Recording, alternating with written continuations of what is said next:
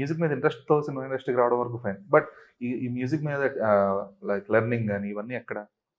నేను ఇన్‌ఫాక్ట్ అంటే ఓన్‌గానే నేర్చుకున్నా. ప్రతీదీ ఓకే. నేను ఓన్‌గా నేర్చుకున్నది. అంటే ఓన్‌గా ఇన్ ద సెన్స్ గురువు అనేది ఈ కాలంలో మోస్ట్ ఆఫ్ ద పర్సన్స్‌కి ఎలా ఉంటుందంటే యూట్యూబ్ ఒకటుంటుంది. సమ్ ట్యుటోరియల్స్ ఉంటున్నాయి. ఒకప్పుడు నేను నా ఫ్రెండ్స్ కొంతమంది అంటే ప్రోగ్రామింగ్ నేను ఫస్ట్ కంపోజిషన్ సరదాగా క్యాజువల్‌గా చేస్తూ ఉండేవాడిని. సీరియస్‌గా కెరియర్‌లోకి ఎంటర్ అవ్వాలని కాకుండా. సో, నేను critical observation is one of the main components మనకెప్పుడు ఓకే. కంపోజిషన్‌కే అనుకుంటా. ఓకే. కంపోజిషన్ అని కాదు ఏదైనా, ఏ ఎనీథింగ్. యాక్టివిటీకైనా. Hmm. How we are observing the things and how we are trying to express that through our emotion. Heartfelt emotion okay. అనేదే చాలా క్లియర్‌గా ఉన్నామంటే అదొక అవుట్‌పుట్ వస్తుంది. అది అవుట్‌పుట్ జనాల వరకు వెళ్తుందా? లేకపోతే ఏంటి అనేది పక్కన పెడితే ముందు మనకు ఓన్‌గా మనకంటూ ఒక ఇది ఇది నా వర్క్ అని చూపించుకోవడానికి ఉంటుంది. సో, హ్మ్. అలా నేను మ్యూజిక్ ప్యాషన్‌తో చేసుకుంటూ వెళ్ళేవాడిని.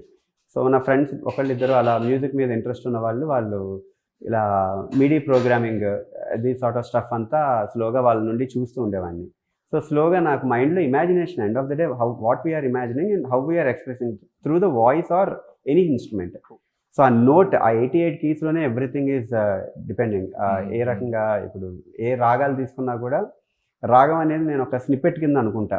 Because that is a cracked idea.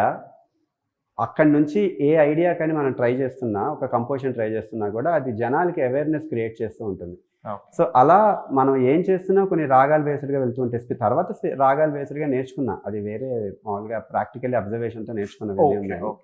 Mostly self teaching ఇదంతా. సెల్ఫ్ టీచింగే. యాహ్!